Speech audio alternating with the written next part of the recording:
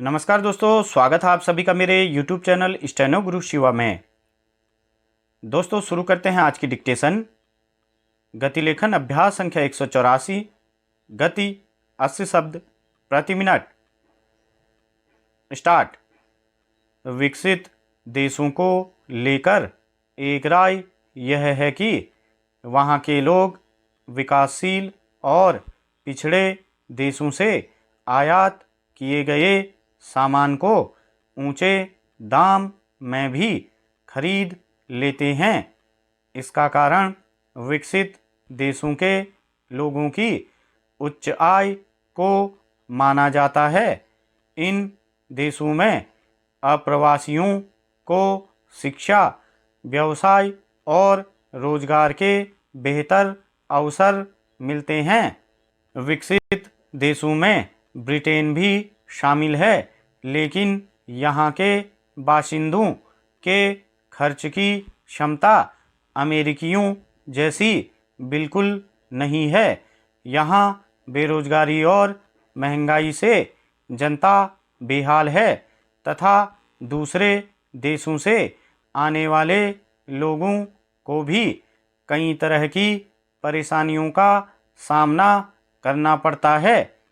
ऐसे में ब्रिटेन और भारत के बीच हुआ मुक्त व्यापार समझौता उम्मीदें तो जगा रहा है, लेकिन ब्रिटेन के बाजार का फ़ायदा उठाने के लिए भारतीय व्यापारियों को वहाँ की अर्थव्यवस्था में सुधार और स्थिरता का इंतज़ार करना होगा।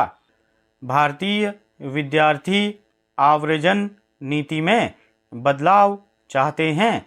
उनके रोजगार को लेकर अनिश्चितताएं बनी हुई हैं। ब्रिटेन के विश्वविद्यालयों में पढ़ाई के लिए जाने वाले भारतीय छात्रों की संख्या में 20% तक की गिरावट आई है। वहीं भारतीय व्यापारी सरकारी छापों और जुर्माने के डर से असुरक्षित महसूस कर रहे हैं। यूरोप की सबसे बड़ी अर्थव्यवस्था जर्मनी में भी महंगाई पिछले एक वर्ष के दौरान 1.5 से 2.5% के बीच रही है।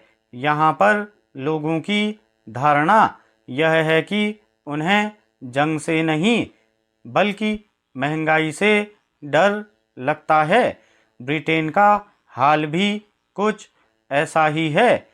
इस साल जून में ब्रिटेन की मुद्रास्फीति दर करीब 3.5% से थोड़ी ज़्यादा थी और लगभग यही सिलसिला पिछले 3 वर्षों से जारी है। उच्च मुद्रास्फीति की इस लंबी अवधि के कारण पिछले 3 वर्षों में ब्रिटेन में उपभोक्ता कीमतों में 20% से अधिक की वृद्धि हुई है। खाद्य और ऊर्जा की कीमतें बढ़ी हुई हैं।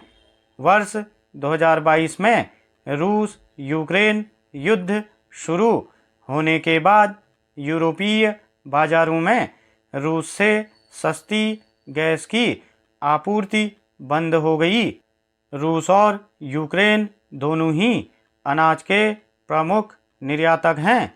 लिहाजा इस युद्ध ने वैश्विक खाद्य बाजारों को भी अस्त व्यस्त कर दिया। इस साल की शुरुआत में ब्रिटेन के आर्थिक विकास के पूर्वानुमान को 2% से घटाकर 1% कर दिया गया था। ब्रिटेन की बेरोजगारी दर बढ़कर 4.5% हो गई है।